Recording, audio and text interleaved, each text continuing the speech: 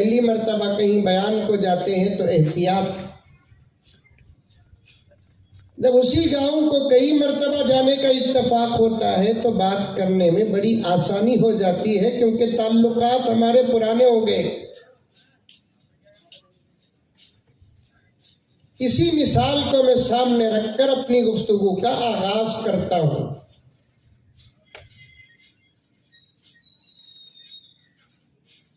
आज का हमारा ये जलसा एक फाउंडेशन के इफ्तिताही तकरीब पर मुनक़िद है। आयशा इकरा मोमिन फाउंडेशन, जो आपके इस शहर का एक नया है।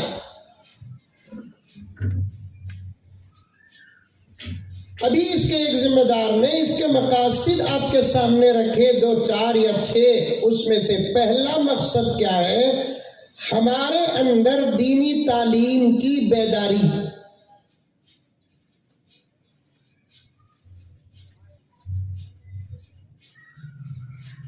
सुने नहीं सुने?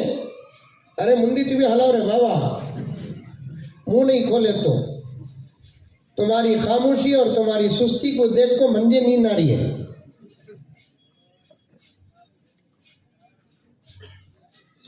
इस फाउंडेशन का पहला मकसद क्या है? हमारे और हमारे बच्चों के अंदर दीनी तालीम की बेदारी। दूसरा मकसद भी है, तीसरा मकसद भी है, चौथा मकसद भी है, और आगे मकासद भी तैयार होंगे। मुझे सिर्फ आपके सामने पहले मकसद पर बात करना है। जितने हजरात यहाँ बैठे हैं पूरी तवज्जो के साथ सुने, और बड़े अदब के साथ हजरात उलमाए किराम से भी गुजारिश करता हूँ। मैं एक तालिबे इल्म सही, लेकिन हमारे अपने बड़ों की बातों को आजिज अपनी आवाज से पेश करना चाहता है कि इस फाउंडेशन का पहला मकसद क्या है? हमारे अंदर और हमारी नस्लों के अंदर दीनी तालीम की बेदारी।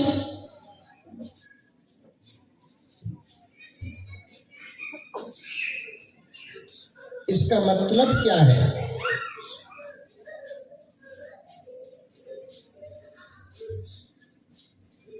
इसका अंदर और गहरा मतलब ये है कि दीनी तालीम के एतबार से अब तक तकरीबन हम सोए हुए हैं। यही तो मतलब निकलता है। बेदारी किसे बोलते? जागने को। इसकी जिद है सोना।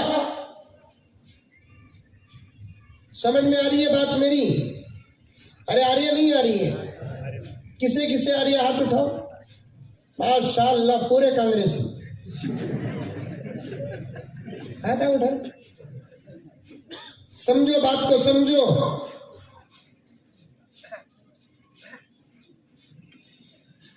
प्योर उर्दू में बेदारी किसे कहते हैं? जागने को।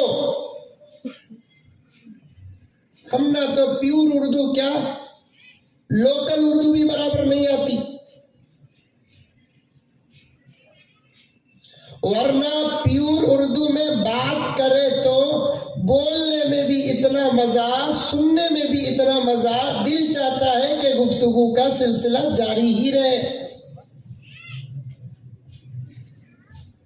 आप लखनऊ उस तरफ चले जाएं, वहां पर आपको प्योर उर्दू की गुफ्तगू सुनने में मिलेगी। सामने के दोस्त को पुकारा तो भी, मोहतरम जरा इस तरफ तवज्जो फरमाए, एक ऑटो चलाने वाला बात करता। यहाँ देख बार है, दो का नतीजा भी वो, दो का मफहूम भी वो। प्योर उर्दू जनाबे वाला जरा इस तरफ तवज्जो फरमाए। गाली भी दिए तो प्योर उर्दू में वहां इतनी बेहतरीन देते, और एक 2-3 दिया तो अच्छा है ना कहता जान।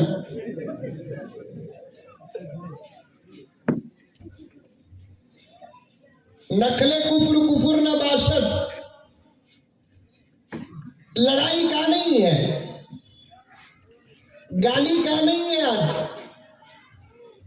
गुस्से में गाली देना तो दूर की बात, आज इंसान मुसलमान मोहब्बत और खुशी में भी गाली देता है।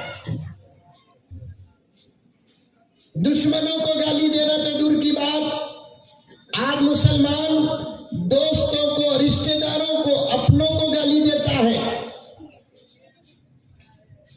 बाद वाले रिश्तों को गाली देना तो दूर की बात, मुकद्दस रिश्ते माँ बाप के होते हैं। आज मुसलमान जिहालत का ऐसा पुतला बना बैठा है कि खुद के माँ बाप को गाली देता है।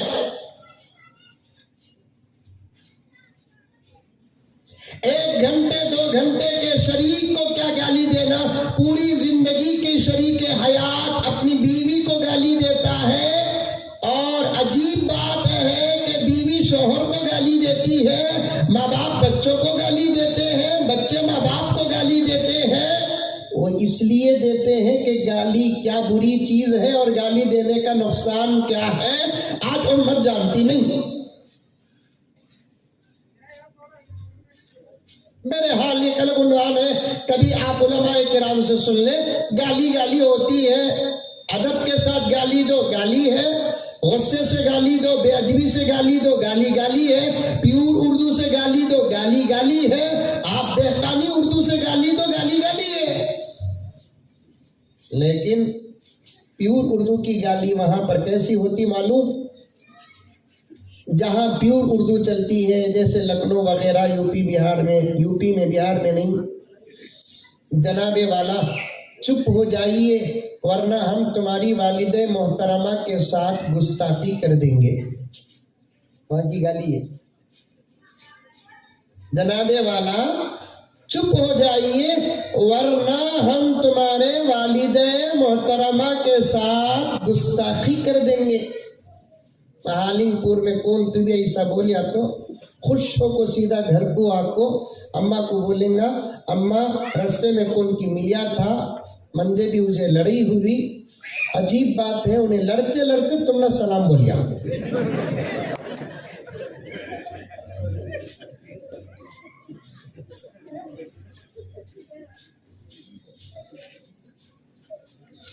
तेरी माँ बोलकर जो गाली देते हैं ना, उसको प्यूर उर्दू में ये गाली देते हैं। उर्दू से ताल्लुक पैदा करो। दीन का एक बहुत बड़ा हिस्सा अरबी जुबान के बाद इस वक्त उर्दू जुबान में महफूज है। उलमा बैठे हैं, पूरी जमानत के साथ ये बात अर्ज कर रहा हूं, दीन का बहुत बड़ा हिस्सा अरबी जुबान के बाद एक जमाने तक फारसी जुबान में मौजूद था, लेकिन अब अल्हम्दुलिल्लाह उर्दू जुबान ने फारसी जुबान को भी पीछे डाल दिया। दीन का एक बहुत बड़ा हिस्सा, चाहे वो तफसीरों का हो, चाहे वो हदीस के शुरुआत और तस्रीहात का हो, चाहे वो फिक़ह का हो, चाहे वो और किसी मज़ामीन का हो, दीन का बहुत बड़ा हिस्सा अरबी उर्दू जुबान में मौजूद है। उर्दू जुबान से ताल्लुक पैदा करो।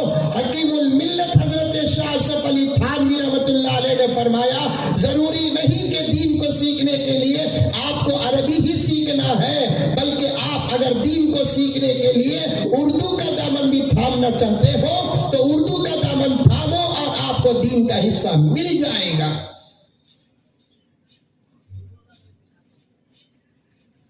एक लफ्ज से ये बातें आ गई। बेदारी किसे कहते हैं? उर्दू में बेदारी कहते हैं जागने को। फाउंडेशन का पहला मकसद महालिंगपुर के पूरे इलाके और अतराफ अकनाफ के इलाकों के मुसलमानों को और आने वाली नस्लों के अंदर दीनी तालीम की बेदारी पैदा करना। मतलब ये है कि यहाँ के मुसलमानों का एक बहुत बड़ा हिस्सा और आने वाली या मौजूद मासूम नस्ल का एक बहुत बड़ा हिस्सा दीनी तालीम से बहुत दूर है।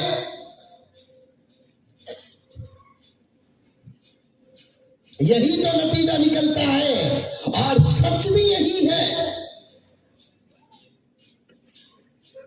तसल्ली के लिए एक बात अर्ज करता चलो कि सिर्फ महालिंगपुर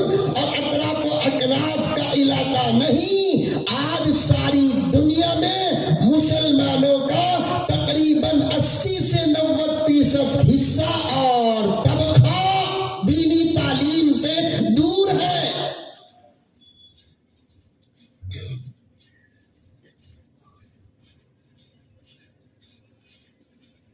किसी तंगी की बात नहीं करूंगा। बड़े मसाजिद के जिम्मेदारान, मदारिस के जिम्मेदारान, दीगर इदारा जात के जिम्मेदारान, मालदारों, आम मुसलमानों, पर्दानशी खवातीन, नौजवानों, पूरी तवज्जो के साथ इस बात को सुनो।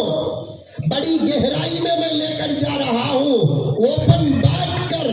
अल्लाह करे कि इस हादिस का सादा सीधा अंदाज आपको समझ में आ जाए कि सिर्फ महालिमपुर और अतराफो अकनाफ का हिस्सा नहीं, सारी दुनिया के अंदर जितने मुसलमान हैं उन तमाम मुसलमानों में 80 से 90% हिस्सा दीनी तालीम से तकरीबन दूर है।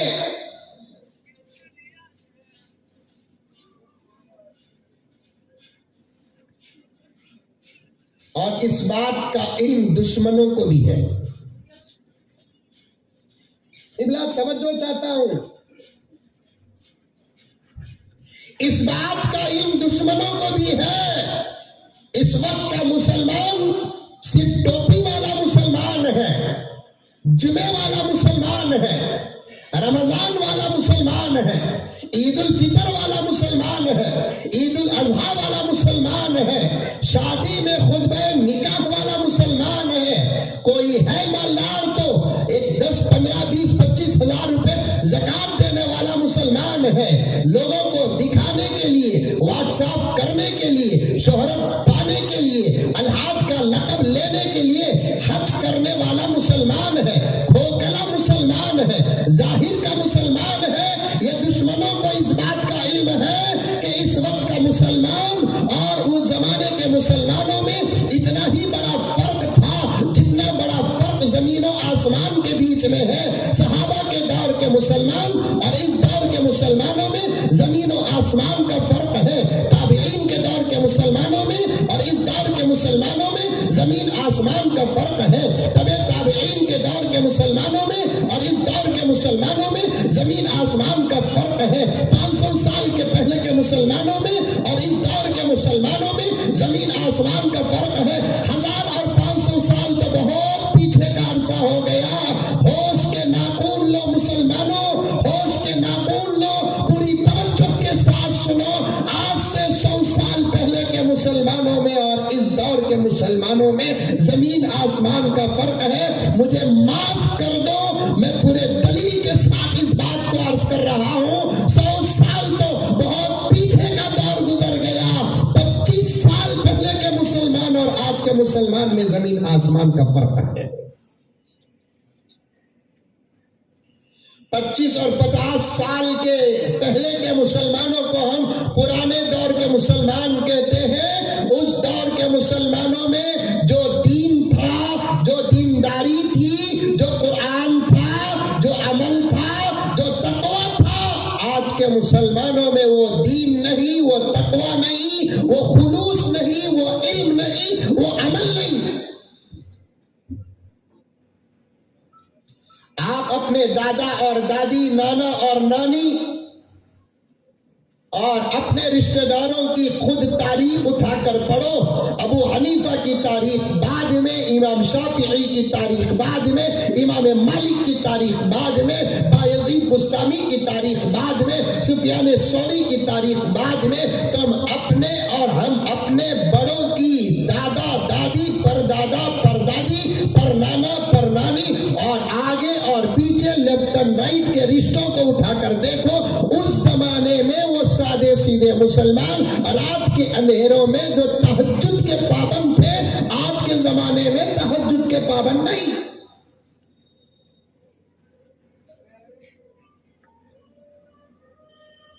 उस जमाने में जो अल्लाह का खौफ था, इस जमाने में वो अल्लाह का खौफ नहीं। उस जमाने में नबी की सुन्नतों का जो लिहाज था, इस जमाने में नबी की सुन्नतों का वो लिहाज नहीं। गर्चे के उस जमाने के मुकाबले इस जमाने में मसाजिद ज्यादा, उस जमाने के मुकाबले इस जमाने में मदारिस ज्यादा, उस जमाने के मुकाबले इस जमाने में उलमा ज्यादा, खानखाहें ज्यादा। बावजूद इसके ये दौर इल्म की कमजोरी का भी दौर है, अमल की कमजोरी का भी दौर है। इसीलिए मैंने आपके सामने कहा कि इस वक्त सिर्फ महालिंगपुर और अतराफ व अकनाफ की बात नहीं, पूरी रियासत कर्नाटक का यही हाल है, पूरे मुल्क भारत और हिंदुस्तान का यही हाल है, सारे आलम के मुसलमानों का यही हाल है। 80 से 90% मुसलमान दीनी तालीम से बहुत दूर है, बहुत दूर है। कुरान समझना तो दूर की बात, कुरान नाजरा भी पढ़ना नहीं आता। मेरी बात मानते कि नहीं मानते? अरे मुंह खोलो रे बाबा, खुली बात करो। मानना है मानो, नहीं मानना है नहीं मानो, लेकिन जो है वो बोलो। मानते नहीं मानते? मानते, बच गए। नहीं तो पूरे रस्तों में गेट डालकर एक एक का कुरान सुनकर भेजता।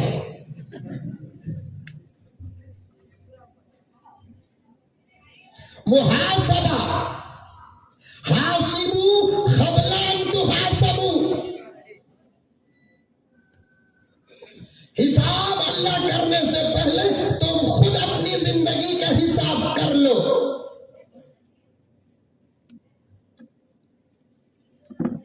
हिसाब लेने से पहले तुम खुद हिसाब डाल कर रखो। दुनियावी तालीम का दर्जा हमारे लिए दूसरा है, दीनी तालीम का दर्जा हमारे लिए पहला है। फाउंडेशन का पहला मकसद बात कर रहा हूं।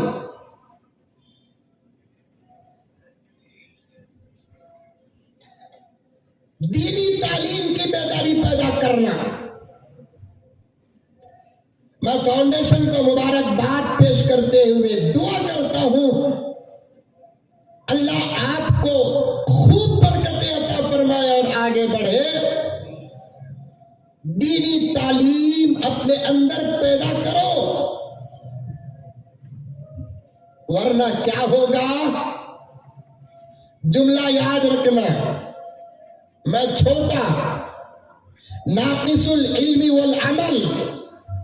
जुमला बड़ा कीमती और बड़ा गहरा और वाज़ेह जुमला आपके सामने बयान कर रहा हूं। मुमकिन है कि चैनल्स भी रिकॉर्ड कर रहे हैं और इस बात का भी मुझे यकीन है कि दुश्मन भी इस बात को रिकॉर्ड कर रहे हैं। मैं कौम को जगाना चाहता हूं, कौम को जगाना चाहता हूं। स्टेज में बैठे हुए हजरात उलमाए किराम से बड़े अदब के साथ गुजारिश करना चाहता हूं कि आप भी इस जुमले पर पूरी तवज्जो दें। जब उम्मत के अंदर दीनी तालीम कमजोर होती है तो दुश्मन डायरेक्ट दीन पर हमला करते हैं।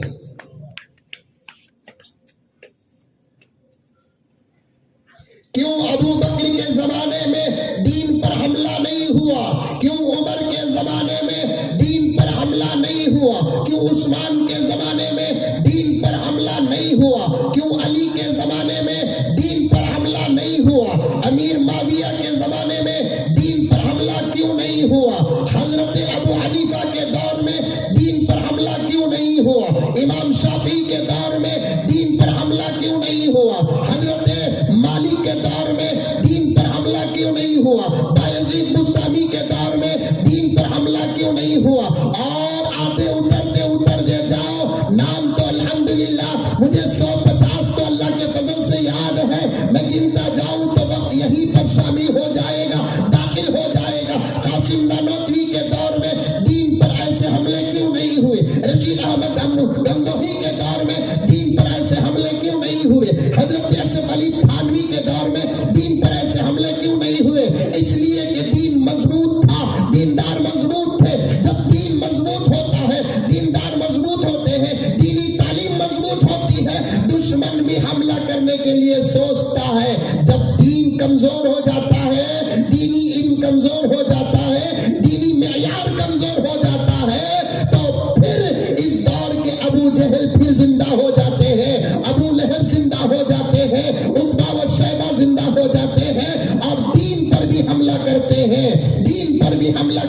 हैं, दीनदारों पर भी हमला करते हैं। आज सारी दुनिया में और खुसूसन हमारे मुल्क के अंदर कुछ शरपसंद हमारे दीन पर जो हमला कर रहे हैं, ये उनकी ताकत नहीं है, ये उनकी ताकत नहीं है। महालिंगपुर के तमाम मुसलमानों और आइंदा सुनने वालों, कान खोल कर सुन लो, आज हमारे दीन पर डायरेक्ट या इनडायरेक्ट जो हमले हो रहे हैं, ये दुश्मनों की ताकत नहीं, ये हमारी अपनी कमजोरी है।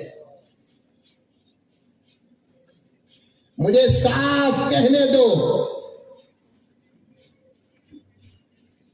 साफ कहने दो, इस मुल्क के अंदर कई किस्म के मजाहिब के लोग रहते हैं। तवज्जो से सुने हजरत, जरा हजरत मोबाइल के मुंह में निप्पल दे डालो। कभी क्या होता, सामने वाले मोबाइल बंद कर डाले तो भी स्टेज वाले मोबाइल बंद नहीं करते, हो जाता है। अब स्पेशल लोग हमें क्या भी नहीं बोल सकते, अगर क्या भी बोले तो चीटी आ जाएंगी, पुलिस आगे वक्त होगा उनको।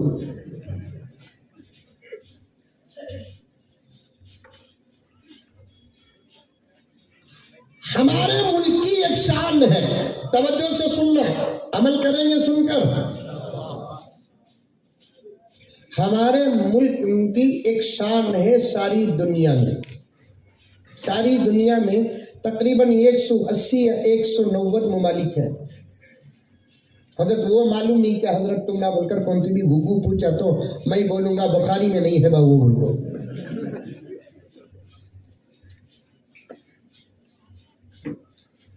दीन के मसाइल क्या है वो पूछो, अगर मालूम नहीं है तो ये हमारा नाक़िस मुताला हो सकता है, आपका एतराज सही हो सकता है। दुनिया के बारे में अगर आप सवाल करेंगे, हम ना मालूम नहीं बोलकर हमें बोलेंगे, तो इसमें हम ना जरा भी शर्म नहीं।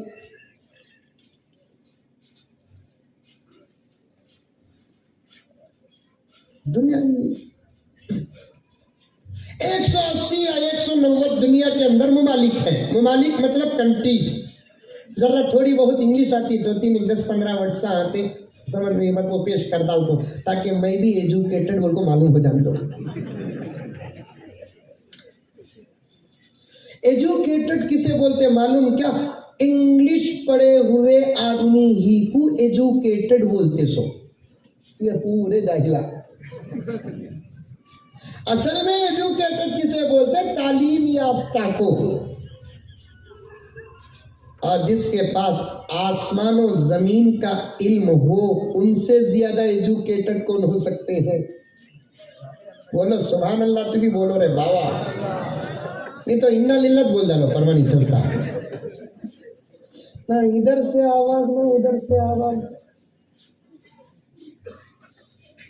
बकरीद जाको अभी मुहर्रम शुरू हुआ नहीं, गोशा खा को ये हाल रहा तो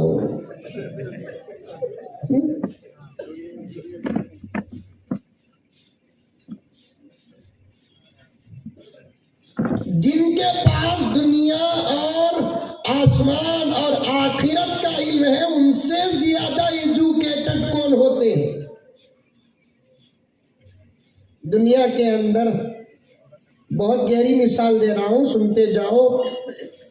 अभी मैं अपने उन्वान का सही तौर पर आगाज भी नहीं किया हूं।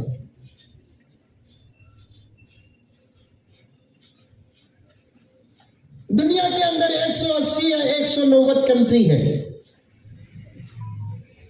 उसमें से अल्लाह का करम और एहसान है कि एक शान ऐसी हमारे मुल्क भारत को हासिल है जो दुनिया के किसी भी मुल्क को वो शान हासिल नहीं है। क्या?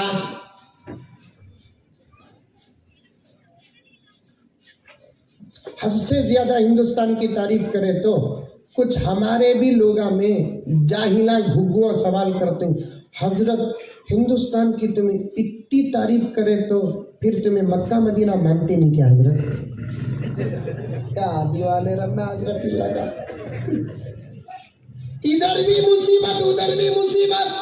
अब मक्का मदीना की हद से ज्यादा तारीफ करे तो नहीं हजरत, जरा देख को तारीफ करो हजरत, यहाँ वाले डाउट कर रही क्या रे बाबा, ये मुल्क में मुसलमान की हालत जालिम बहू के, सालिम सास के घर में बहू के सगा होगी है।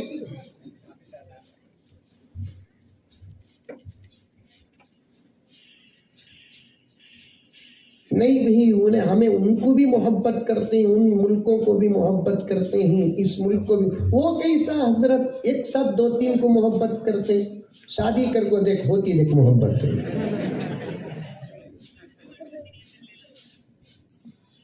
कार्यानी तजुर्बा नहीं, इक्कीस से इक्कीस लिंग की मोहब्बत होना जरूरी नहीं। चल भाई, बीवियों की मोहब्बत का तजुर्बा नहीं, अपनी जगह पर रख डाल। एक ही बच्चा है कि 4-5 बच्चे ही? अरे बोलो, 4-5 बच्चे ही नहीं तो 4-5 बच्चों से भी मोहब्बत होती नहीं। बड़े कुछ मोहब्बत तो फिर छोटे को मोहब्बत नहीं क्या, छोटे कुछ मोहब्बत बड़े को मोहब्बत नहीं क्या, बेटे कुछ मोहब्बत बेटी को मोहब्बत नहीं क्या, बेटी कुछ मोहब्बत बेटे को मोहब्बत नहीं क्या।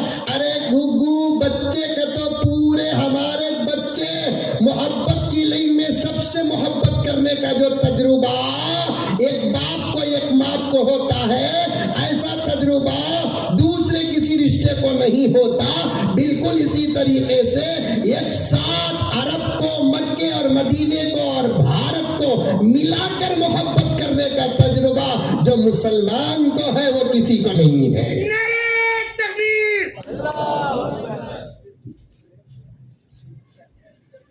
लोग पूछते हैं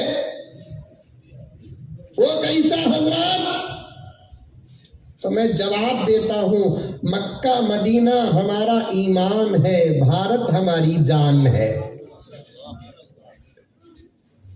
मक्का मदीना हमारा ईमान है, भारत हमारी जान है।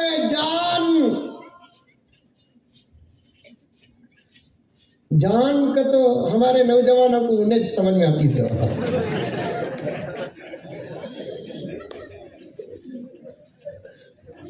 क्या बोला, मैं सब भी पूछता बोलता सो आई लव यू जान का जान टूथ काकी है, उनज काकी है, फिर जान कैसा, जनी सो अम्मा जान नहीं, जना सो बाबा जान नहीं।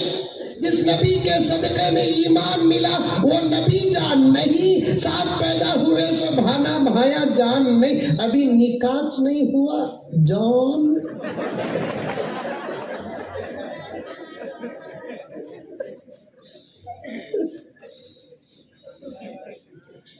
कम से कम निकात भी हो जाता तो तब मालूम होता जान की वबाले जान।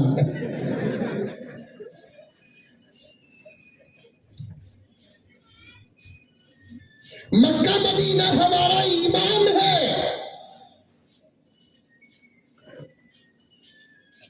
भारत हमारी जान है। हमारे पास जहां मक्के मदीने की फजीलतों का अंबार है, अल्लाह की कसम, फजीलत बोल रहा हूं। फजीलत किसे कहते हैं? जो हमारे अपने धर्म से साबित हो उसे फजीलत कहते हैं। तवज्जो चाहता हूं, फजीलत किसे कहते हैं? हमारे अपने धर्म से जो चीज साबित है, जिस पर हमारा एतकाद और यकीन है, उसे कहते हैं फजीलत। जहां मक्के और मदीने की अजमतों की फजीलतों का अंबार हमारे पास मौजूद है, इस मुल्क से हमारी मोहब्बत पर शक करने वाले नादानो, खुदा की कसम, हमारे मुल्क भारत की फजीलतों का अंबार भी हमारे पास मौजूद है।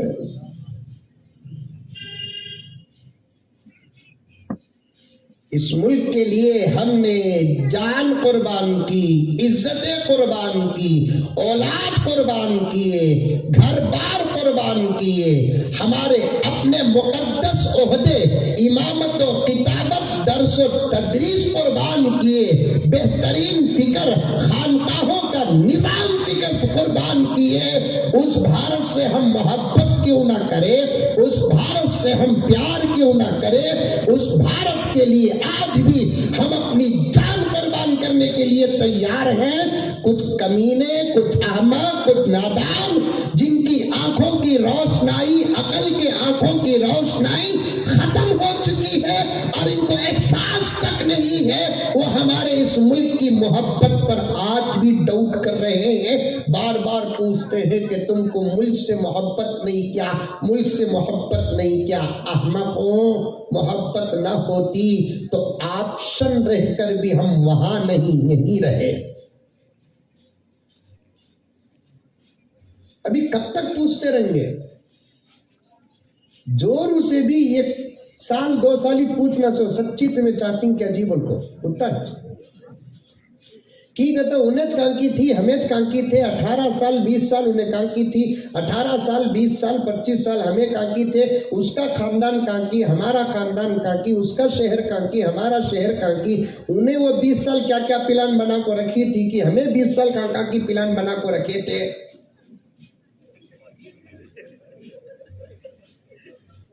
बाद में काका की कर को बड़े लोग पकड़ को घाटी डाल को रखता लिया। पूछना पड़ता सही चाहते कि तुम्हें सच्ची बोलो। वो कब तक पूछना आज के जमाने में पूछना। अब उन्हें बोलती 1 महीना सच्ची जी तुम ना जी चाहते सो सही में देखो अजीब ख्वाब पड़ते थे, तुम्हारे शकल देखती थी यार।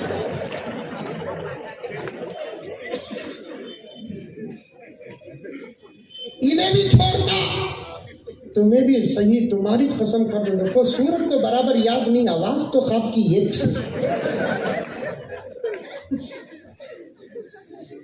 चलता ना। साहब शादी होने के बाद पूछते हैं आर यू लव मी,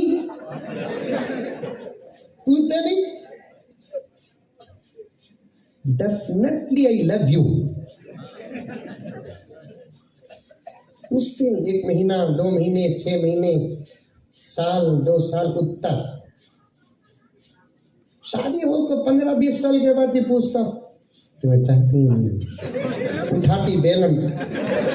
अरे घुग्गू 4 बच्चे जंदा लिया फिर भी पूछ रहा है।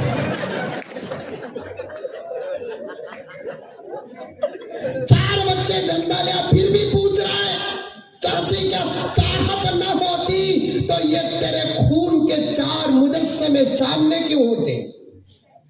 चाहत न होती 15 साल 20 साल से तेरे घर के अंदर इस्तेकामत के साथ क्यों रहती। चाहत न रहती माँ के घर को जाकर भी वापस क्यों आती। ये चाहत के दलाइल है। मक्का जाते हैं फिर वापिस आ जाते हैं, मदीना जाते हैं वापिस आ जाते हैं। मुल्क से मोहब्बत का इससे बड़ा सबूत और क्या हो सकता है। कितने लोग गए अमेरिका को अब तक नहीं आए, ऑस्ट्रेलिया को गए नहीं आए। हमारे मुल्क की शान की, अजमतों की, फजीलतों की किताबें हमारे पास मौजूद हैं सारी दुनिया में। मैं कहां से शुरू किया भूला नहीं। दीनी तालीम जब कमजोर पड़ जाती है तो क्या होता है बताता हूं। हाथ जोड़ता हूं प्यारो, हाथ जोड़ता हूं। कुरान से रिश्ता मजबूत करो। सारी दुनिया के नजर में तुम बेदार नजर आए हुए। अपने बच्चों को दीनी तालीम से आरास्ता करो। दीन बताओ, दीन सिखाओ। कुरान क्या, हदीस क्या, हलाल क्या, हराम क्या, जायज क्या, नाजायज क्या, तमाम बातों का दौर हमारी नस्लों, हमारे बच्चों और हमारे मुआशरे में होते रहना चाहिए ताकि दुश्मन को भोगने का मौका न मिले, भोगने का मौका न मिले।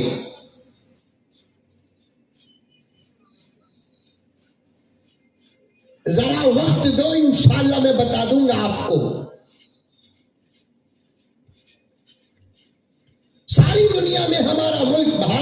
एक ऐसी शान अपने अंदर रखता है जो किसी भी मुल्क के अंदर वो शान नहीं है। वो क्या? हमारे मुल्क भारत में जब भी हमारे मुल्क का नाम लिए तो हमारा बोलकर जोड़कर बोलो। इस मुल्क में नहीं बोलना, हमारे मुल्क में बोलकर बोलना।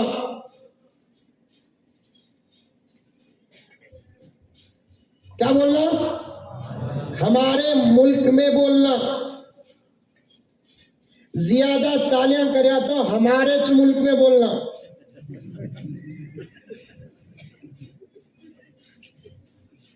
समझ में आया? हमारे मुल्क में बोलना। ज्यादा चालियां करें तो बोलो, जरा सुनना चाहता हूं मैं भी। हमारे मुल्क में। इच्क तो क्या मतलब हजरत? ये बहुत माने वाला लफ्ज है। ये ही को हमें टूटी फूटी उर्दू में इच बना डाले सो, असल में ही वो। इसे प्रैक्टिकल तौर पर समझना बोले तो घर को जाकर बोलो, बेगम तुम्हें भी हमारे बीवी बोलो।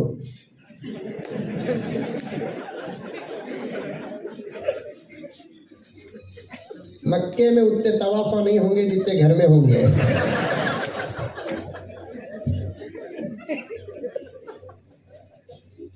ये बोलो, तुम्हें हमारे बेगम बोलो, खुश हो जाएगी।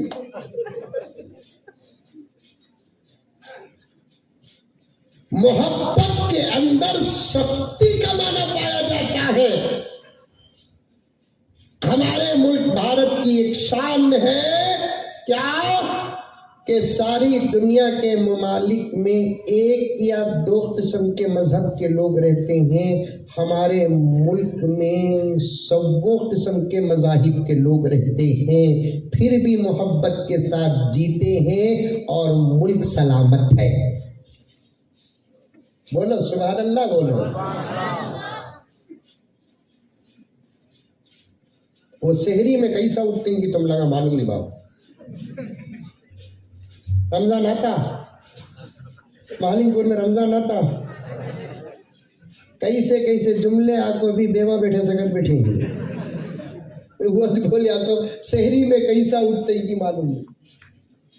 जगले को रखो जगना मुश्किल है ना, सोले को रहे तो जगेंगे कैसे? जागो जागो जागो, जाग जाए मुसलमान सवेरा हुआ।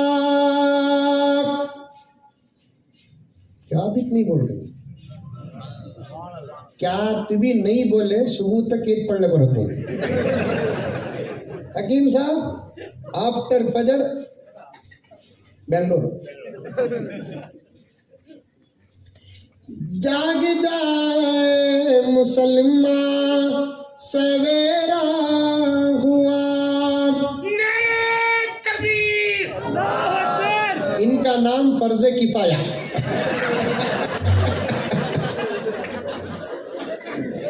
तुम्हारे सबके तरफ से बेचारा अकेले जोश पैदा कर रहा है। खुदा सलामत रखे। जोश भी होना, होश भी होना, दोनों को जमा करो, कोई ताकत तुम्हारे सामने नहीं रहेगी। दो भी ना हो तब भी खतरा, दोनों में से एक हो तब भी खतरा। दोनों बैक वक्त जोश और होश अगर दोनों को जमा कर लेंगे, ऐ मोहम्मद के गुलामों और हिंदुस्तानी मुसलमानों के दुनिया की कोई ताकत तुम्हारे सामने खड़ नहीं सकती। जब जोश और होश तुम्हारे साथ मिल जाए, जोश और होश के साथ तुम्हारा रिश्ता हो जाए, आप फिक्र मत करो मेरे प्यारो। मुझे कहने दो, मुझे कहने दो, हमारी किसी बात की गलती कोई अक्लमंद निकाल नहीं सकता। बेवकूफ हो तो हर जुमला गलत नजर आए। तबीयत में एक चीज है सफरा, लिमिटेड रहा तो फबीहा, कम हो गया तो भी कतरा, ज्यादा हो गया तो भी कतरा, उस चीज का नाम है सफरा। वो चीज रही तो खाना हजम होता सो। हकीम साहिबान बैठे हैं, खास तौर पर बैठे हैं, पूछ कर देखो, वो चीज तबीयत के अंदर रही तो खाना हजम होता सो, उसे बोलते सफरा। उसका मरकज है पित्ता। तुम्हें भी डॉक्टर क्या बोले, महा डॉक्टर। नबी की सुन्नत ही दवा है और वो सुन्नतों से हम वाकिफ हैं तो हम भी डॉक्टर हैं।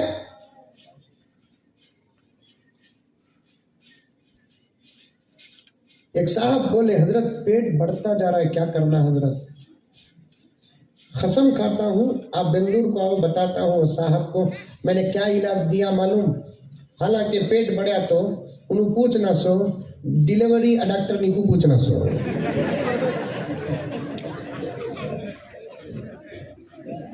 What is this problem for me? मंजी ये प्रॉब्लम कहीं कुछ शुरू हो गया। रोज बरोज 3 महीने 4 महीने का दिख रहा ना, बोल दो उन्हें जाना था मैटरनिटी अस्पताल को जाना था। आए मेरे पास पेट बड़ा हो रहा है हजरत, झुकने नहीं हो रहा है हजरत, बोलकर अल्लाह अकबर। आज भी नबी की सुन्नतों में वही असर है जो असर नबी की हयात में, नबी की सुन्नतों में था।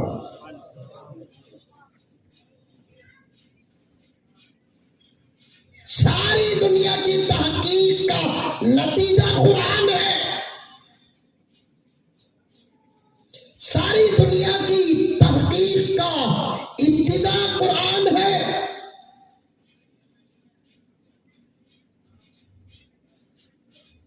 दलील उसे कहते हैं जो दुश्मन के जुबान से निकले। दलील उसे कहते हैं जो दुश्मन की जुबान से निकले।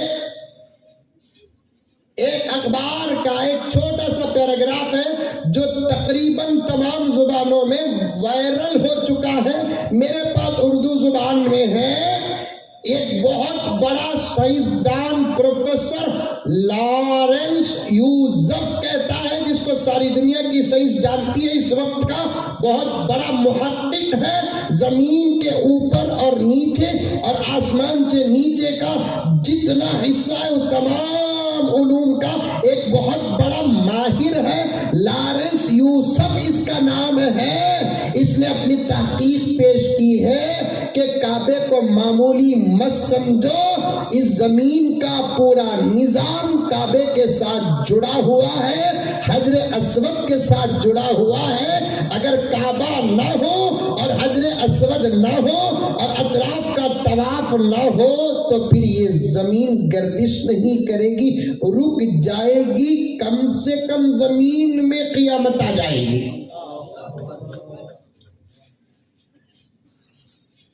अब मौलाना मुफस्सिर साहब बोले, दारुल उलूम देवबंद से कोई एक पर्चा निकल जाए, नदवतुल उलमा से एक पर्चा निकल जाए तो फिर लोग करेंगे तुम्हारा काबा है, बात तुम्हारी है, मोहब्बत तुम्हारी है, नजर तुम्हारी है, इश्क तुम्हारा है।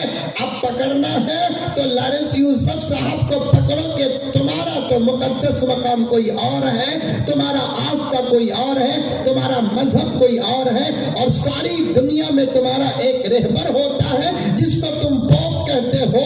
बावजूद ये तमाम चीजें तुम्हारे पास रहने के, इस जमीन का जो नतीजा तुमने निकाला वो काबतुल्लाह को निकाला तो वो कहेगा मैं क्या करूं, हकीकत जो है वही मैंने बयान किया।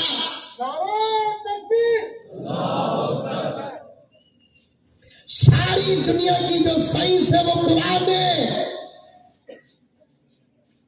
सारी दुनिया का जो तिब है वो कुरान है।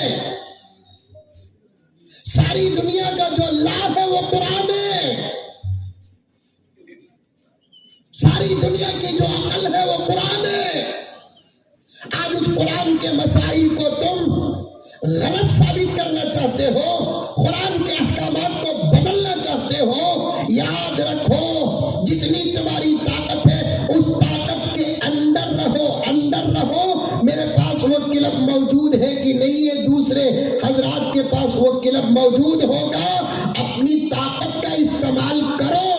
मैं हुकूमत के कुर्सियों में बैठने वाले नाअहल लोगों से कहना चाहता हूं कि तुम अपनी ताकत और पावर का इस्तेमाल करो, क्योंकि तुमको कुछ मुद्दत के लिए ये पावर मिला है, हमेशा रहने के लिए पावर मिला नहीं है। जब तक जमीन रहेगी तब तक का पावर मिलना तो दूर की बात, ये पावर तुमको उस वक्त तक मिला है जब तुम्हारी गारंटी और वारंटी खत्म होगी। तुमको ये पावर उस वक्त तक नहीं मिला है जब तक जमीन कायम होगी, बल्कि उस वक्त तक भी नहीं मिला है जब तक तुम जिंदा रहोगे। अब तो मुल्क के हालात बता रहे हैं तुम्हारे इस पावर का इख्तिताम 2024 है। बोलो इंशाअल्लाह। बोलो उतर जाते हैं डरोनों को। रातों में तहज्जुद में उठो, दुआएं करो, अल्लाह ताला से दुआ करो, अल्लाहुम्मा ला तुसल्लित अलैना मल्ला यरहमुना। फिर देखो इंशाअल्लाह रियासत कर्नाटक की अक्सरियत ने इस दुआ को पढ़ी और मेहनत करी, उतरे कि नहीं उतरे? अरे बोलो रे बाबा, उतरे नहीं उतरे? तुम्हारा महालिंगपुर कर्नाटक से हटको है क्या? आसाम में है क्या? बोल रहा हूं ना, उतरे कि नहीं उतरे? सब कहते हैं कुछ और कुछ हम कहते हैं दुआओं के सदके उतरे नहीं, अल्लाह ने उतारा है। अजान को टच करने वाले कभी कुर्सियों में बैठते नहीं। ये सब उन बिल्लों की सजा है जो आसमानी कानून के साथ टकरा रहे थे। हिंदुस्तानी होने की हैसियत से फिर भी मैं गुजारिश करता हूं, इस मुल्क की कुर्सी में कौन भी बैठ जाए, हमें कोई फर्क पैदा नहीं होता। लेकिन इतनी गुजारिश तो करना चाहता हूं, आगे भी अगर तुमको राजनीति करना है तो आस्थाओं को मत छेड़ो, वरना पार्लियामेंट की कुर्सियों से नहीं, घर की कुर्सियों से भी उतर जाओ। और आप लोगों को डरने की जरूरत नहीं, कौन बैठे तो भी क्या हुआ, रिश्ता उसके साथ मजबूत करो, मसले वो हल करेगा। नहीं लगान समय नहीं, जोर की हवा नहीं तो कड़क धूप का दर्जा भी नहीं इनका। ऊंचे ऊंचे दरबारों से क्या लेना, बेशक बोलो। अब वो अलग से मजमून शुरू करा तो सुभान अल्लाह माशाअल्लाह, पर फजर की नमाज में पढ़ा को जाना पक्का पड़ेगा। ऊंचे ऊंचे दरबारों से क्या लेना, नंगे भूखे बेचारों से क्या लेना, अपना खालिक अपना मालिक अपना रब अफजल है, इन आती जाती सरकारों से क्या लेना।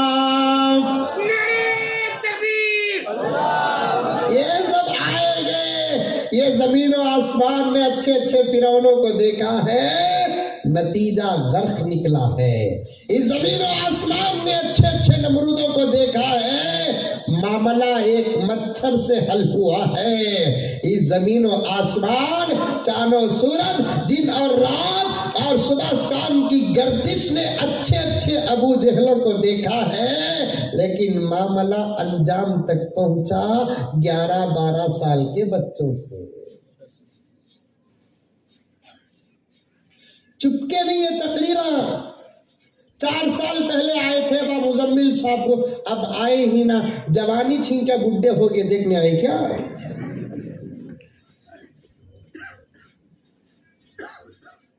बावजूद तबीयत और थकान के आज जिस पूरे जज्बात और हकीकत को आपके सामने पेश कर रहा है, कसम अल्लाह की, मौलाना आबिद साहब 15 मिनट भी अगर मैं तकरीर करके बस करके उतर जाऊं तो क्या वो मुझे पूछेंगे कि क्यों मौलाना 15 मिनट में खत्म कर दिए? मैं घंटा 1.5 घंटा आपके साथ इसलिए बैठा हूं, अल्लाह गवाह है, खुले आसमान के नीचे बैठकर पूरी हिम्मत और जुर्रत और बेबाकी के साथ एक एक लफ्ज को पूरे पूरे लफ्ज को तोलकर इसलिए बोल रहा हूं मेरे दोस्तों कि मुझे मेरी बीवी बच्चों की फिक्र नहीं, उम्मत की फिक्र है। आप जाग गए तो बस काफी है, आप समझ गए तो बस काफी है, वरना आपका कुछ नुकसान नहीं होगा। इस वक्त आपकी हमारी जो सुन रहे हैं, जो सुना रहे हैं, जो बैठे हैं, यहाँ बैठे हैं, वो 25-30 साल के तो हो गए। अब आपको कोई खतरा नहीं है, आपको कोई खतरा नहीं है। मसला हमारी नस्लों का है, नस्लों का है।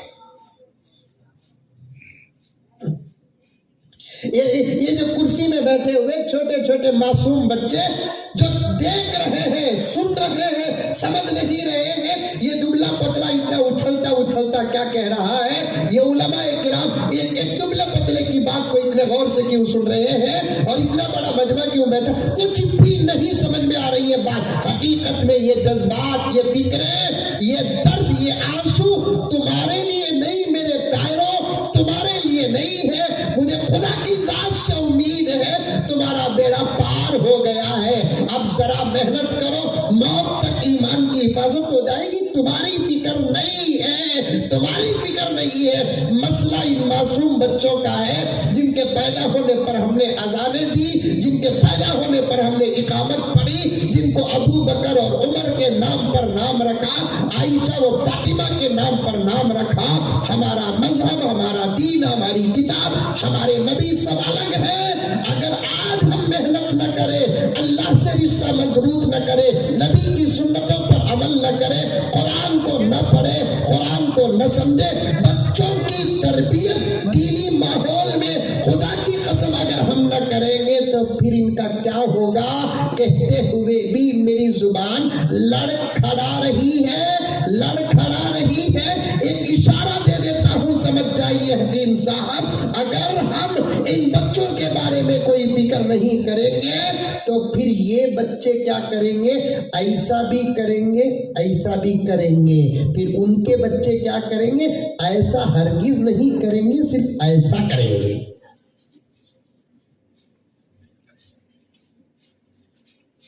आई बात समझ में?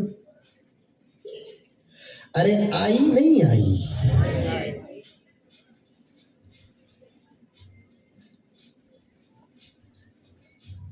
हमें अगर मजबूत होते तो दुनिया की कोई ताकत, अरे गीदड़ थे, गीदड़ हैं, गीदड़ रहेंगे, शेर थे, शेर हैं, शेर ही रहेंगे। शेर गीदड़ बनता नहीं, गीदड़ शेर बनता नहीं। अब जो शेरों की तरह चिंघाड़ रहे हैं वो शेर नहीं, गीदड़ है, गीदड़। क्यों चिंघाड़ रहे हैं, शेर की आवाज की नकल क्यों निकाल रहे हैं? उनके सामने इस वक्त टीपू सुल्तान जैसा कोई शेर नहीं है, हुसैन अहमद मदनी जैसा कोई शेर नहीं है, कासिम नानोतवी जैसा कोई शेर नहीं है, रशीद अहमद गंगोही जैसा कोई शेर नहीं है, हिफ्जुर रहमान सिवहारी जैसा कोई शेर नहीं है।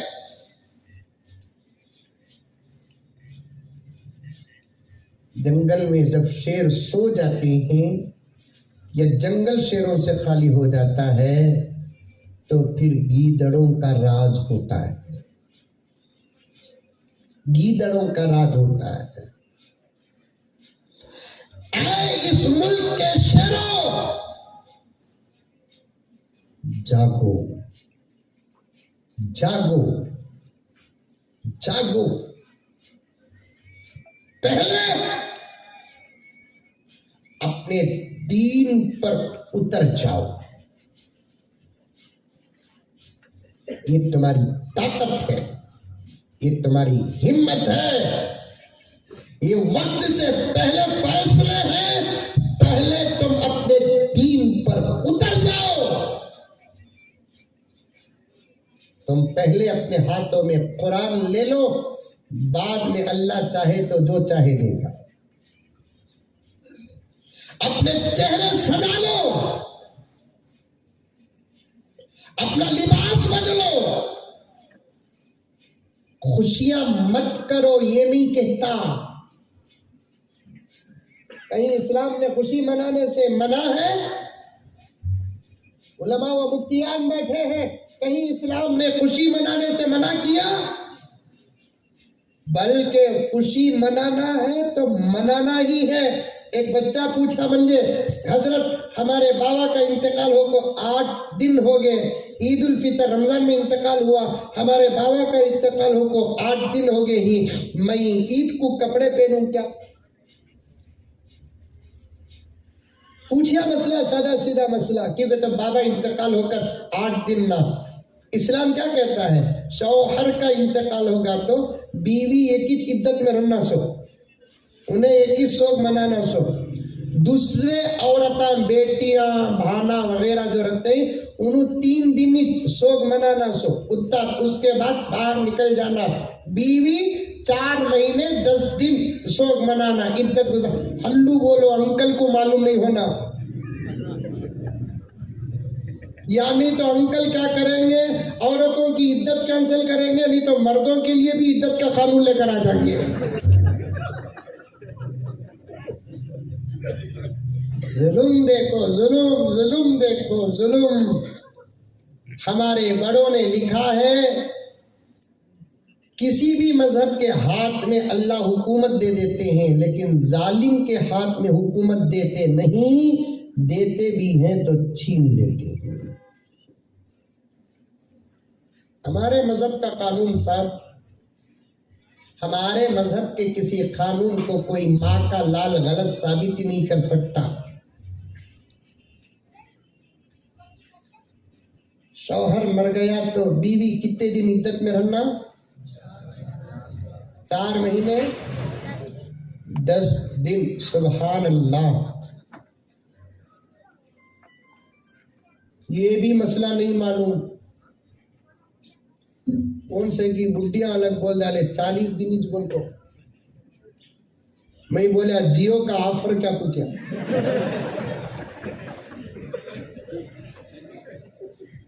और एक बात भी सही था मौलाना, ये बुढ़िया से दिन को बड़ा नुकसान पहुंचा है। महालिंगपुर में बुढ़िया ही अल्लाह अल्लाह अल्लाह मुझे हिफाजत से बेंगलुरु पहुंचा।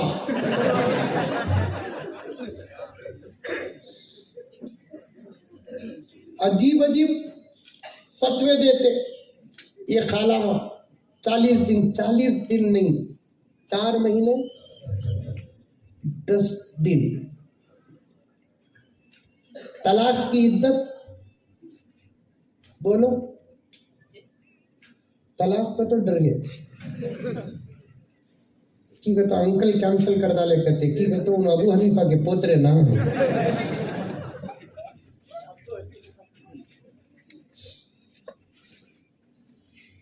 क्या बिल्ला बना लो, सब बदल सकता है, लेकिन हमारा मजहब का कानून कभी नहीं बदलेगा।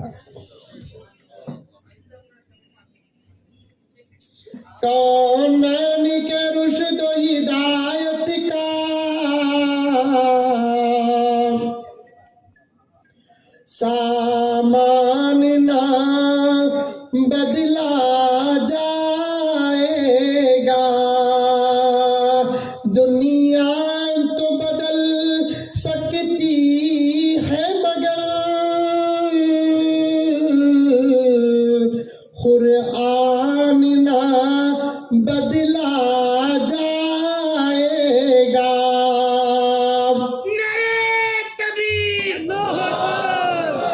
ये चांद ये सूरज की गर्दिश मुमकिन है बदल जाए, लेकिन ताहश्र मदीने वाले का फरमान ना बदला जाएगा। ना अल्लाह का कानून बदलेगा, ना नबी का फरमान बदलेगा। चंद दिन की तसल्ली होगी उतना। हाँ, एक बात पॉइंट की बताता हूं, सुनो। 10-15 मिनट में बात खत्म कर देता हूं। अधूरी बात मेरी, काम भी जाता हूं तो यही होता है। इस्लाम का कोई कानून अकल के खिलाफ नहीं, तबीयत के खिलाफ नहीं। अच्छा, बस या तो समझने की कोशिश करो, अगर समझ में नहीं आया तो छोड़ डालो, अमल करो। आई बात समझ में? समझ में नहीं आया बोलकर छोड़ो नको। दुकान को जाते ही कपड़ा की क्या की देखते ही, समझ में आया तो लेते ही, समझ में नहीं आया तो छोड़ते ही। लेकिन ये मसला ऐसा नहीं, शरीयत का कानून है, समझने की कोशिश करो, क्योंकि शरीयत का कोई कानून अकल के खिलाफ नहीं है। समझ में आ गया फबीहा, समझ में नहीं आया तो अमल को छोड़ो नको। तुम्हारे मेरे ना समझने की वजह से अमल गलत नहीं, हमारा दिमाग वहां तक पहुंचा नहीं। आज भी कई मसाइल हम लोगों को अब तक समझ में नहीं आए, लेकिन ये कानून बनाने वाला अल्लाह ताला, इसलिए हमें ज्यादा समझने की कोशिश नहीं करे। तुम्हें डॉक्टर, लॉयर, इंजीनियर, प्रोफेसर टर पर अपनी जगह, ये मौली साहबा 15-15 साल मदरसे में गुजारे, अलीफ बा ता से लेकर मिनल जिन्नती वन्नास तक पढ़े, इन्नमल आमालु बिन्नियात से लेकर खत्म बुखारी किए, पूरा हिदाया पढ़े, रद पढ़े, दुर पढ़े, बदाई पढ़े, फुला पढ़े, लेकिन फिर भी कुछ मसाइल ऐसे हैं जो समझ से बाहर है। क्यों? इसलिए कि अल्लाह का हुक्म है, राज अंदर अल्लाह ताला जानता है। मिसाल बोल तू, सुनो एक मसला, वुजू मालूम? वुजू, अरे मालूम वुजू? वजू नहीं, वो वुजू, वुजू करते नहीं करते? मालिकपुर में करते नहीं करते? कितने मर्तबा करते? सच्ची बोलो, अंकल का असर नहीं पड़ना, सही सही बोलना। कितने मर्तबा करते? 5 मर्तबा, कम से कम 5 मर्तबा तो करना। 6 मर्तबा करो, तहज्जुद को उठे तो, खाना खाते वक्त भी करो, सोते वक्त भी करो, वजू में रहो। टूट गया तो वजू करो। वजू एक चीज है, बड़ी इबादत और फजीलत है, कभी मौलाना को बोलो तफसील बयान करेंगे। वो एक मर्तबा कर लिए तो कभी आधा घंटा, कभी 1 घंटा, कभी 2 घंटे रखता नहीं, उसके बाद एक वक्त तो टूटता। अच्छे एक नौजवान हमारी मस्जिद में नमाज पढ़ता था, मैं बैत के बारे में 7-8 जुम्मा बयान कराया ताकि अल्लाह वालों से हमारे नौजवानों की निस्बत हो जाए। मैं बोले अल्लाह वालों के साथ बैठो भी, दिल जिंदा होता, फला होता उनको। वो नौजवान वैसा 1-2-3 जुमे नहीं आया, उसके बाद फिर आया। मैं उसे पूछा क्या जीत में नहीं थे? नहीं थे हजरत, तुम्हें बोले ना अल्लाह वालों को दोस्ती करो, बोल को मैदा को एक अल्लाह वाले से बैत कर लिया। कौन जी? उनको बहुत बड़े हजरत, उन्होंने क्या बोलो उनके बारे में? अरे कौन, जरा एड्रेस बोलो, उनके सिफात बयान करो। तो उन्हें बोलिया हजरत हमारे जो पीर साहब ही ना हजरत, उन इतने बड़े ही 40 साल से अब तक उनका वजू टूटे नहीं हजरत।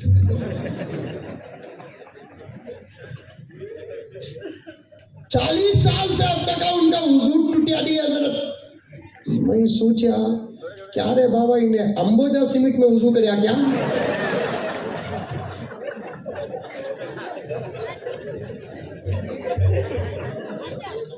कितना साल से?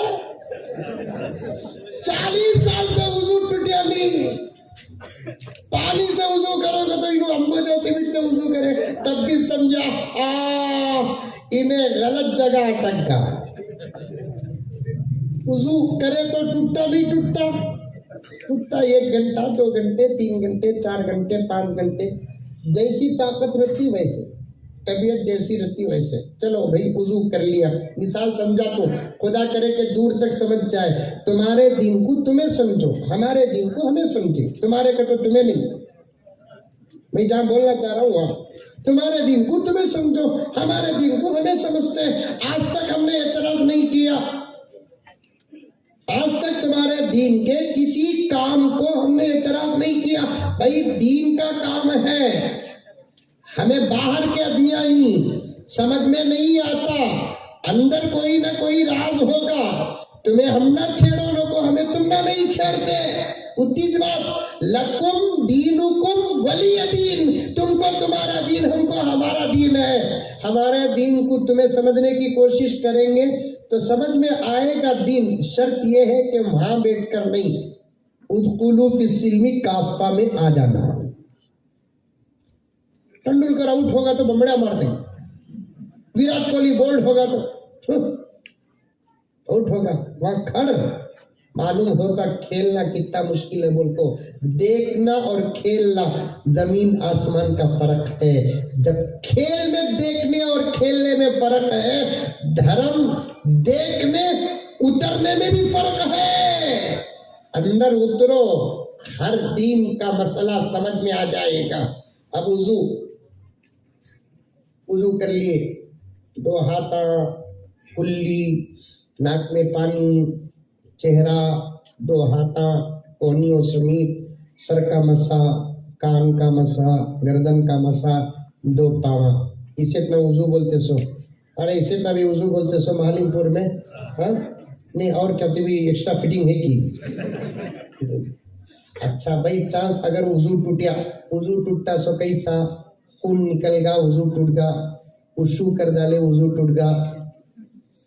अग्गू कर डाले, वुजू टूट गा। बम ब्लास्ट होगा।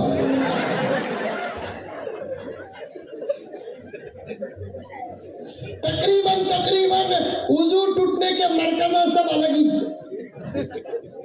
मकामात अलग। अब यक्सा सिविल कोर्ट में ये बिल भी पास हो जाएगी। भाई बहनों, वुजू जहां से टूटता है वही जगह धोई जाए, दूसरे आज़ा न धोई जाए।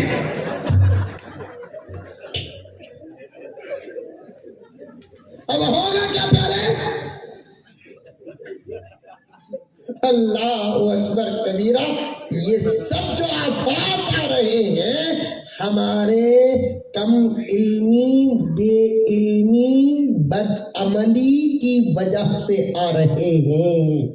मैं और आगे लेकर जाना मुनासिब नहीं समझता।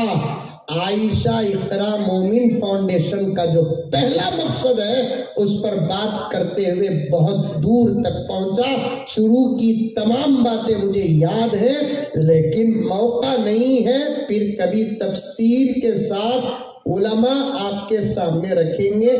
दीन पर मजबूत हो जाओ, आमाल पर मजबूत हो जाओ, इंशाअल्लाह दुनिया की कोई ताकत आपको, आपके दीन को नहीं छेड़ेगी। जब आदमी अरे क्या बताऊं मेरे दोस्तों, शेर भी अगर कमजोर पड़ता है तो कुत्ते भी भौंकने लगते हैं।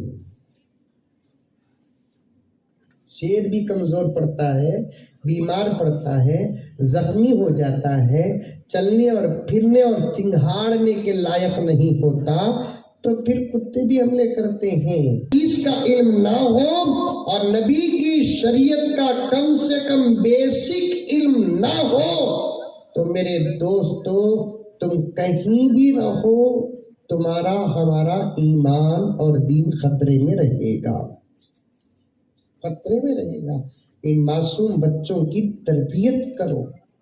ये बाहर के माहौल में क्या बने क्या नहीं बने छोड़ो। जब ये हमारे पास आ जाते हैं, इन्हों नमाज पढ़े क्या पूछो, अल्लाह की मारिफत के बातें बताओ, नबी की सीरत के बातें बताओ, इस्लामी अहकामात की फजीलत बताओ और उसकी अहमियत बताओ। अभी से बच्चे को टोपी नहीं पहनिया तो डांटो, दाढ़ी की फजीलत बयान करो, उसे डांटना कर तो पहले हमें अमल करना नहीं। हमारा सर्रिच उबली का जंगल, हमें बच्चों उन्हें जोर से नहीं बोले आते भी 2023 तू पहन रहे हल्लू होता। अम्मा का सर खुला, बेटी की तरबियत कर रही है, सर में उड़ गया, असर नहीं पड़ता। इन्हें मोबाइल देख लो, कोई सब बैठा है, फिर उनका पोतरा बटे जा रहे नमाज को जा कर मुजम्मिल साहब बोले बच्चा को नमाज को भेजो, बोलकर उन्हें बोलता अब्बा तुम्हें पढ़े तो अपना मेरे अंदर नमाज आएंगी।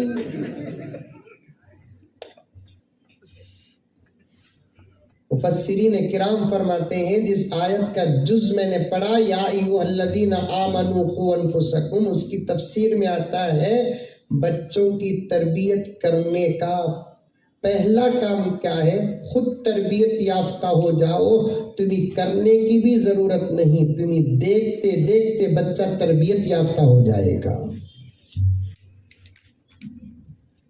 कितने मुसलमान यहाँ और उलमा बैठे हुए हैं, इनके अंदर नमाज कहाँ से आई? इनके माँ बाप की नमाज का सदका इनके अंदर नमाज आई।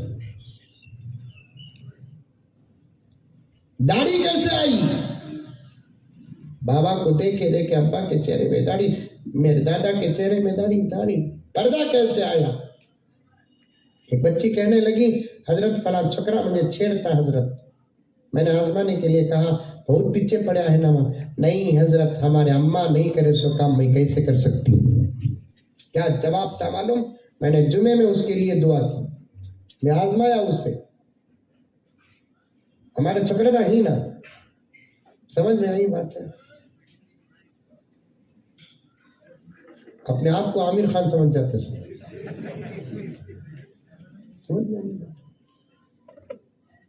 हमारी छोकरी को अगर कोई दूसरे कौम का देखा तो गुस्सा आ जाता, हमें भी नहीं देखना हमारी छोकरी को। हमारे निगाहों में कंट्रोल आया तो हमारी कौम की लड़कियों पर बुरे लोगों की नजर नहीं पड़ेगी। ये कहां की इजाजत है कि दूसरे ना देखें और हम देखें? छेड़ते हमें, लड़कियों को छेड़ते, हमारे नौजवान भी छेड़ते। मोबाइल के रिचार्ज के दुकान में जाको, एक तो अल्लाह ताला एक एतबार से क्या कहते हैं फोन पे का भला करे, अब तो रिचार्ज उसमें से छो जा रहा है सो, वरना जाको दुकान में रिचार्ज करना पड़ता था। वो दुकान वाले के पास ये पड़ता जाको पूछ आपको गई ना उसका नंबर दे। अब उसके बाद इन्हें लगा दल को, बराबर लगा दल को, हेलो कौन? तुम्हें रिजवा ना? नहीं ना, माफ करना रॉन्ग नंबर रख डाल। अब उन्हें डाउट में पड़ जाती, मेरा नंबर इससे रॉन्ग नंबर, वो भी बराबर नंबर में कैसा लग गया? फिर करता क्या भी समझो नको गलती होगी मेरी। नहीं परवाह नहीं करो, तुम्हें क्या भी ऐसे गलतियां से अंजाम तक पहुंचते सो। मेरे पास एक केस आया, तवज्जो चाहता हूँ हकीम साहब। एक मेरे दोस्त और उनकी बीवी मुझे फोन करी, फोन कर बोली कि हजरत एक बात बोलना, हजरत तुम्हें बयान में नहीं बोलना। मैं बोला वो मेरे हाथ से होता नहीं, नाम लेता नहीं तुम्हारा, लेकिन वाकया अगर अच्छा है तब भी बोल तू, बुरा है तब भी बोल तू। अच्छा नसीहत के लिए, बुरा इबरत के लिए। हजरत मेरी जवान बेटी है हजरत, लेकिन हमें 3-4 दिन से परेशानी है हजरत की भाई। रात को उसका मोबाइल हमें चेक करे तो व्हाट्सएप में मैसेज आया कोई ही हजरत, बाद में हमें तहकीक करे तो हजरत वाकईतन हमारी बच्ची से गलती होकर है हजरत। हमारे खानदान में कौन भी करे नहीं हजरत। माँ बाप को बच्चों की इज्जत, अपनी इज्जत सवाब, क्या करना समझ में नहीं आ रहा हजरत। वो भी रात के 3-4 को सब मैसेज आपको होती हजरत। मैं बोला नंबर है क्या माँ वो बच्चे का? है हजरत, दियो माँ मैं बात करता हूँ। किसकी बच्ची भी? हमारी बच्ची इतना एक रिश्ता छोड़कर हर रिश्ता सबका एक होता है। तुम्हारी माँ हमारी माँ, तुम्हारी भान हमारी भान, तुम्हारी बच्ची हमारी बच्ची, यहां तक खत्म।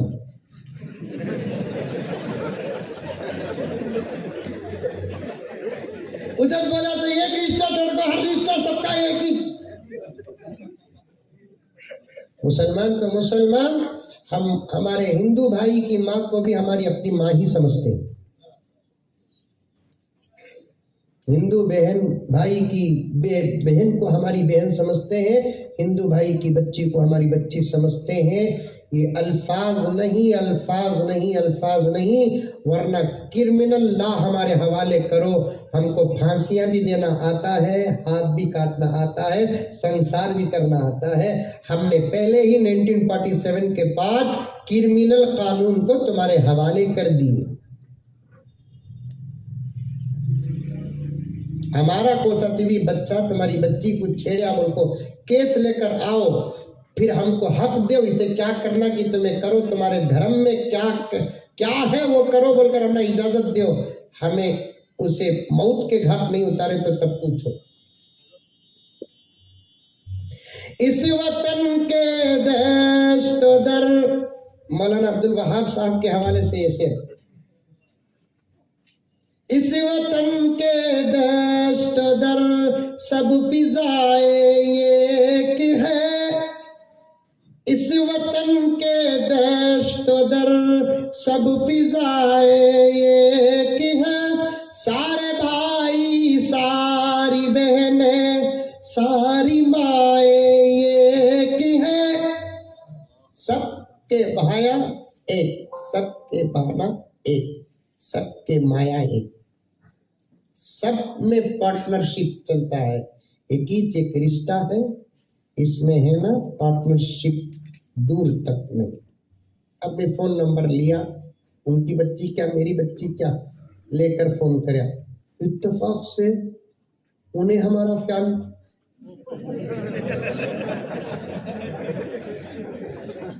ये फ्याना से एशिया से भी बड़ा नुकसान पहुंचा। ये फंके, ये प्याना, ये एशिया, हजरत हजरत बोलते रहती, पीछे से क्या कर रहा की करते।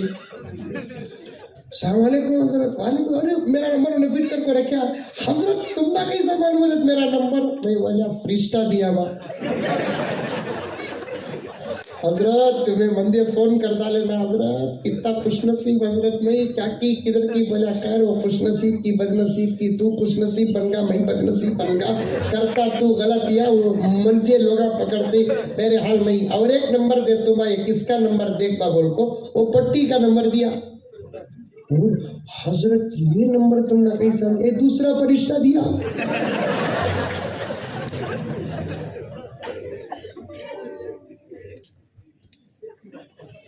बाद में उसे समझाते समझाते पूछा कई पूजी किसकी की बच्ची पूजा को तुम्हें 3-4 बजे सब फोन करते हैं, सबको तो पट्ठा बोल रहा है। हजरत डाउट करो न को, हजरत तहज्जुद को उठा तुझे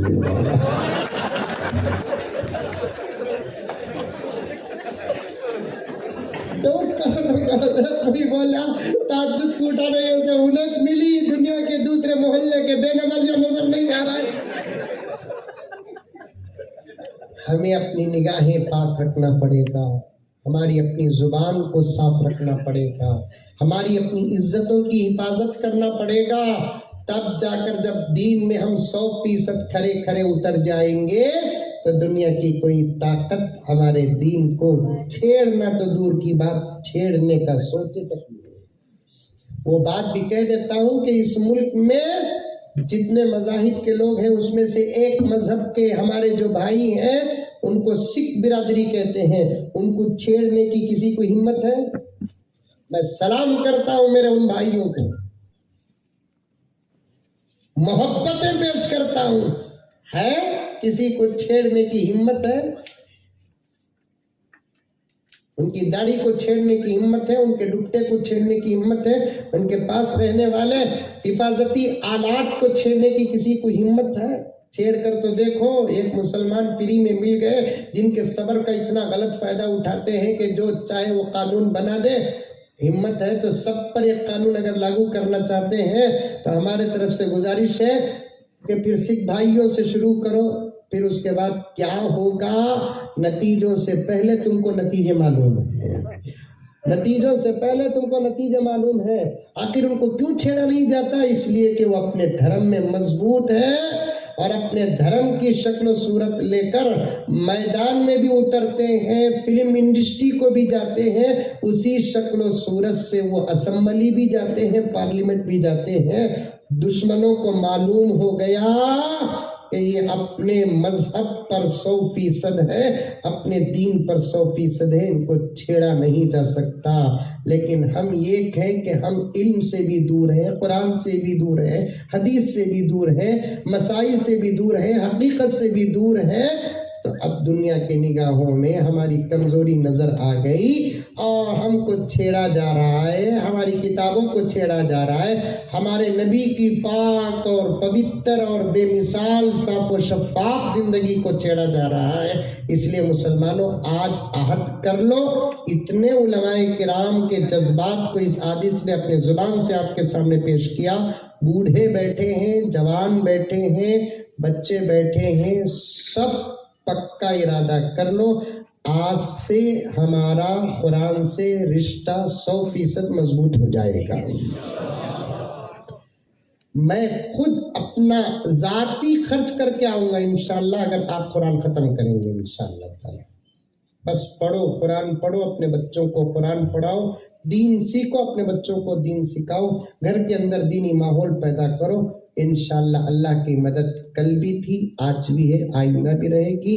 अल्लाह खुद फरमाते हैं, इन तंसुरुल्लाह यंसुरकुम व युसब्बित अक़दामकुम, तुम मेरी बातों पर अमल करो, तुम्हारी मदद भी मैं करूंगा, तुमको दुश्मनों के मुकाबले में मजबूत भी मैं ही करूंगा। अल्लाह मुझे और आपको सबको 100% अमल करने की तौफीक अता फरमाए।